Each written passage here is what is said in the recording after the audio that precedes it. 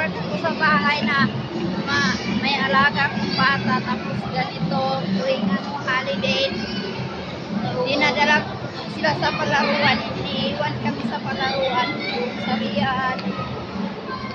Ayan guys, galing kami sa toys playing guys. Senta kami naman. Okay.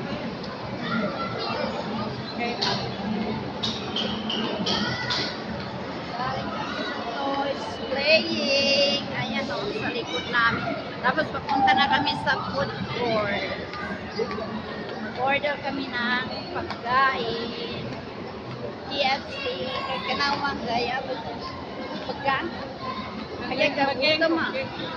Kumantar ka naman kaya. Kagaya mo na, ano mo pinayap albay.